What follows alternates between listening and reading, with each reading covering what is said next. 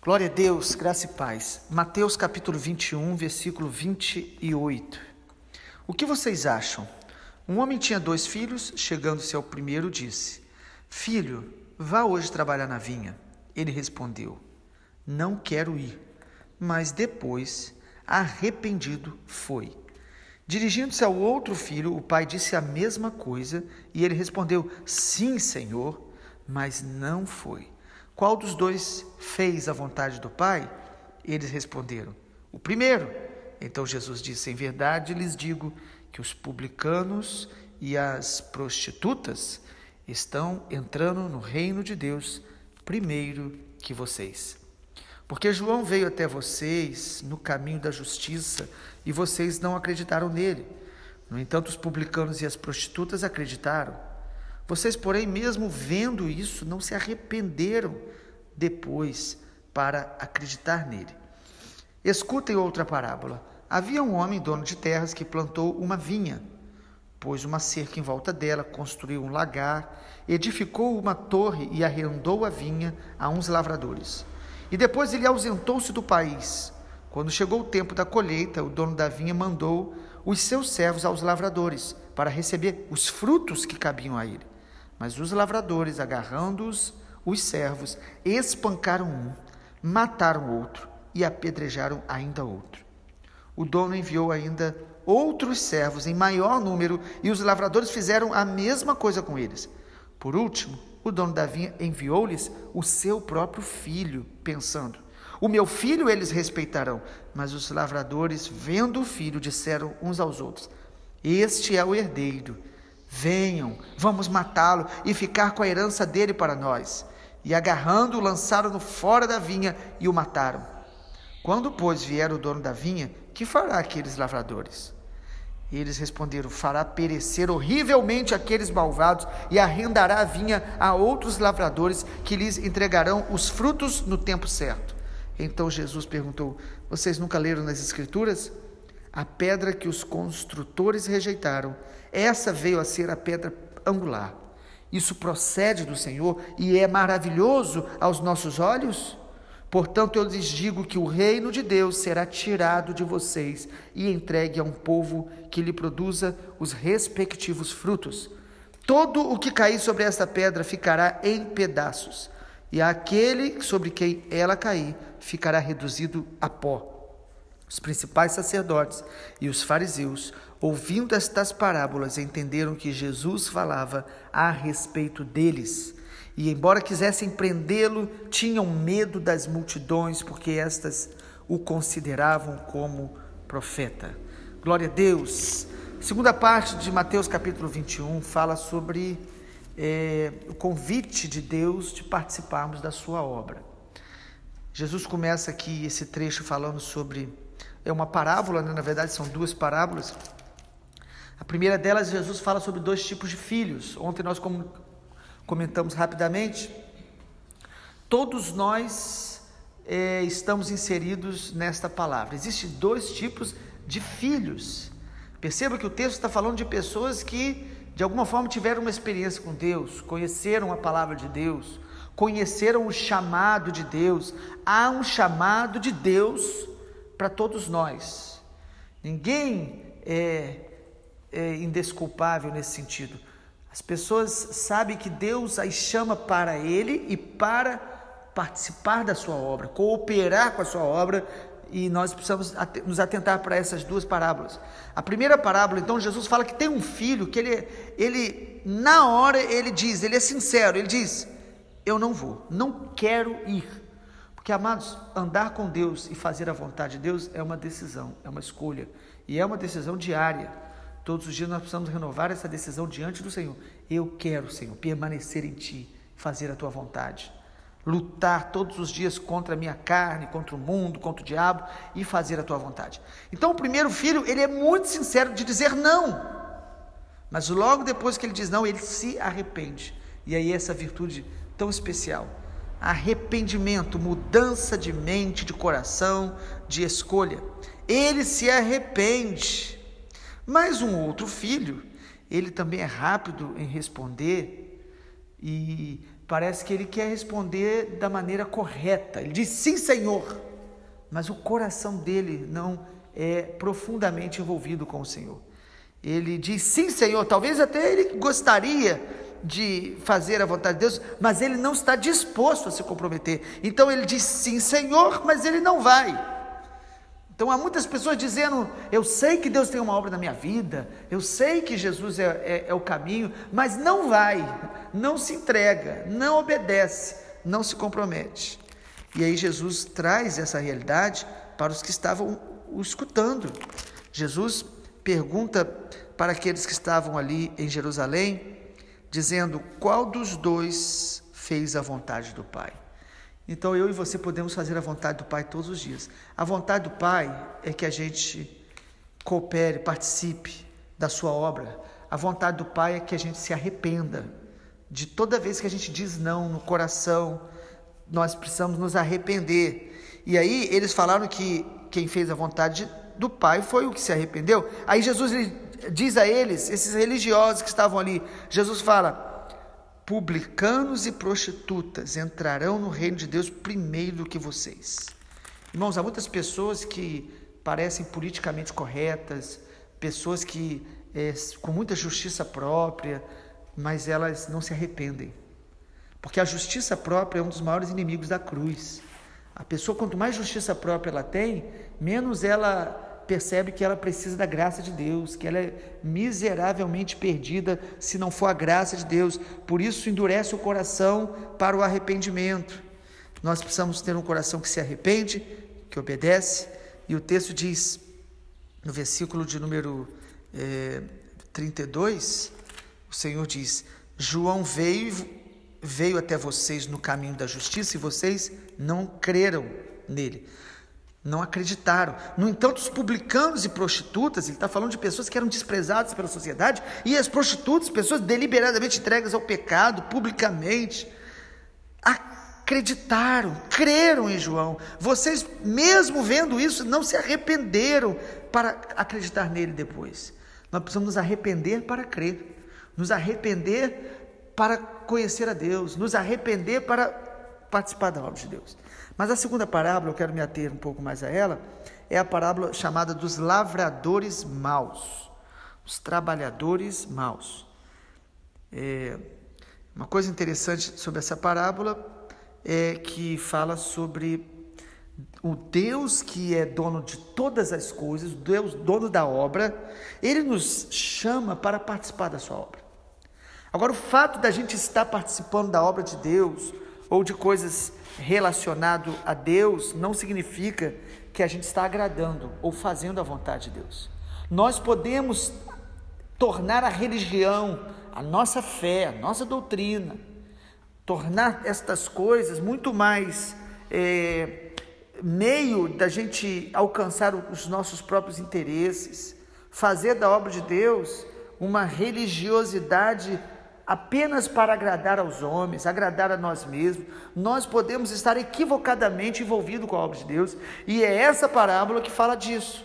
Então Jesus fala no versículo 33, que havia um homem, dono de terra, isso, lógico, simbolizando aqui o Senhor, o Pai.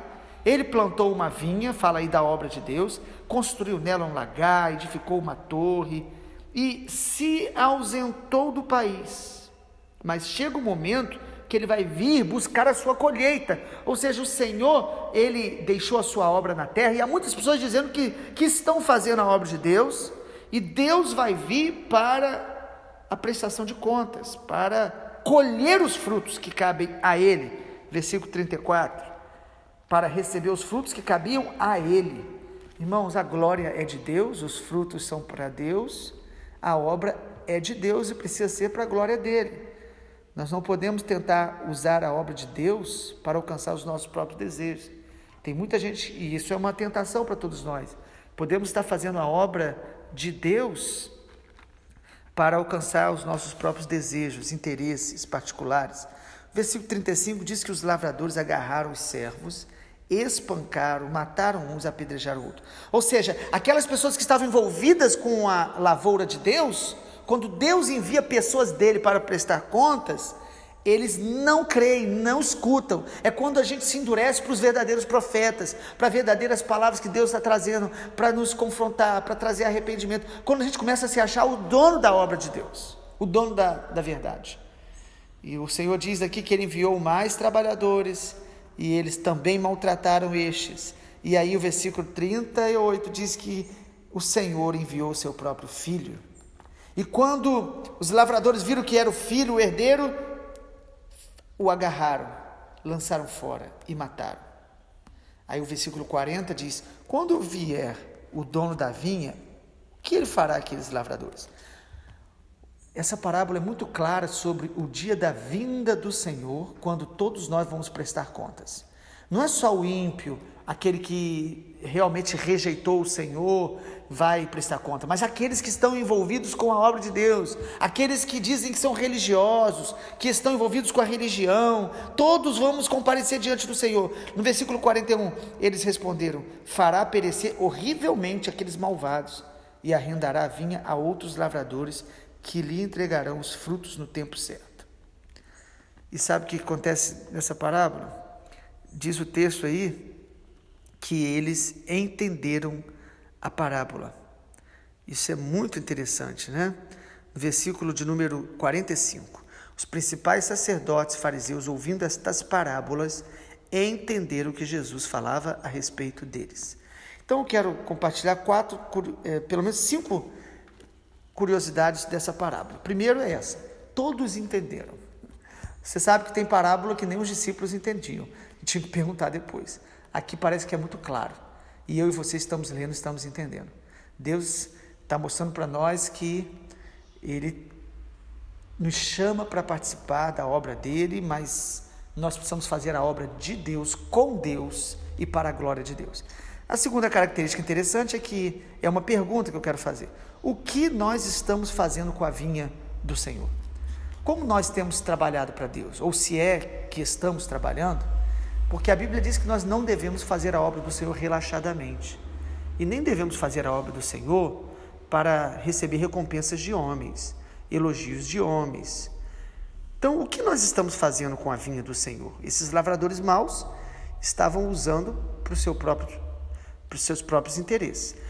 Terceira característica dessa parábola, que também me faz fazer uma pergunta, é: o que estamos fazendo com os servos que Deus envia? Porque o texto mostra que Deus sempre está enviando servos para supervisionar a obra. São os nossos pastores, são conselheiros, profetas de Deus, que são instrumentos do Senhor para nos alertar sobre os nossos equívocos, sobre os nossos excessos, sobre as nossas motivações que precisam ser purificadas. Deus sempre vai enviar pessoas para purificar o nosso coração através da palavra, do conselho, para que as nossas intenções estejam sendo sempre purificadas. Uma coisa que o religioso não aceita é ser corrigido, porque ele acha que a religião dele, as regras que ele cumpre, justificam ele diante de Deus, o fazem até superior aos outros. O que nós estamos fazendo quando Deus envia alguém para nos corrigir, para nos exortar, ou para nós apresentarmos fruto? Mais uma característica dessa parábola, né, a penúltima: o que estamos fazendo com o filho? Porque é muito interessante que Jesus coloca aqui na parábola que depois de enviar vários servos, o pai, né, o Senhor, o dono da lavoura e da vinha, ele envia o seu próprio filho. No versículo 37, o dono enviou o seu próprio filho, pensando: no meu filho eles vão respeitar. Irmãos, é muito claro que essa parábola está falando da condição dos religiosos da nação de Israel nos tempos de Jesus. Deus já tinha enviado os profetas, eles não aceitavam. Os líderes que Deus levantavam, eles sempre se rebelavam, até que Deus enviou o seu próprio filho. E eles mataram, maltrataram, rejeitaram, e até hoje, como nação, Israel não crê em Jesus como o Messias. E a minha pergunta é: o que nós fazemos com o filho? Porque se eu e você queremos realmente nos autoavaliar de acordo com a vontade de Deus, agradar a Deus, a pergunta é: qual tem sido o nosso testemunho de Jesus? Se eu e você, trabalhando na obra de Deus, estamos mais parecidos com Jesus ou parecidos com este mundo? Nós podemos trazer para a nossa vida congregacional, eclesiástica, de igreja, nós podemos trazer conceitos, valores, motivações que são do mundo. Então a pergunta é, o que nós temos feito com Jesus, no sentido, nós temos honrado a Jesus? Nós temos refletido Jesus? É uma pergunta que sempre temos que fazer. A maneira que nós tratamos uns aos outros, o que faria Jesus em nosso lugar? Esse livro que saiu algumas décadas já atrás, em seu lugar, em meu lugar, o que faria Jesus? E então, o que nós temos feito com o Filho? Jesus é glorificado em nossos cultos, em nossa maneira de ser igreja, de viver? Precisamos ser honestos, porque nem sempre nós estamos seguindo os passos dele. E em último lugar, na parábola dos 2 filhos e a parábola dos lavradores maus, me faz também entender, pensar em uma última verdade. O que Jesus faz com aqueles que estão negligenciando a ele e a sua obra? Essa pergunta é muito importante. Será que aquele que está negligenciando Jesus e a sua obra, porque quem crê em Jesus se compromete com a obra, quem ama Jesus ama obedecer e fazer a sua vontade. E a pergunta é, e aqueles que estão sendo negligentes com o Senhor e com a sua obra, o que ele faz? O texto é muito claro, ele vai substituir. É duro ouvir isso, mas é o que está na palavra, no versículo de número 41. O versículo 40, Jesus faz essa pergunta: quando vier o dono da vinha, que fará àqueles lavradores? Eles responderam: fará perecer horrivelmente os malvados, arrendará a vinha a outros lavradores, que lhe entregarão os frutos no tempo certo. Então Jesus perguntou: vocês nunca leram? A pedra que os construtores rejeitaram. Quem são os construtores? A nação de Israel, a quem Deus deu a revelação escrita na antiga aliança, a quem Deus enviou o seu Filho Jesus. A pedra que os construtores rejeitaram se tornou a pedra principal. Isso procede do Senhor e é maravilhoso aos nossos olhos. Jesus aqui está citando de maneira bem clara o texto bíblico que está em Isaías capítulo 5. E aí, versículo 43, Jesus: portanto eu digo que o reino de Deus será tirado de vocês. Foi o que ocorreu, e que está em Romanos 9, 10 e 11, que quando Israel endurece o coração, o Senhor transfere o seu reino à igreja das nações, aos gentios. O povo que não conhecia Deus viu a sua maravilhosa luz. Israel endureceu o coração, o Senhor o substituiu no sentido da manifestação do reino de Deus hoje através da igreja. Mas Israel como nação continua debaixo de promessas específicas de Deus. Nesse sentido, a igreja não substitui Israel, mas no sentido de ser hoje a manifestação do reino de Deus na terra, sim, a igreja é aquela que manifesta o reino de Deus na terra. A igreja é feita de judeus e gentios convertidos a Jesus. Então, versículo 44, todo que cair sobre essa pedra ficará em pedaços, e aquele sobre quem ela cair ficará reduzido a pó. Então, Jesus é esta pedra angular que os construtores rejeitaram. Irmãos, quando eu e você dissermos não para Jesus, alguém vai dizer sim.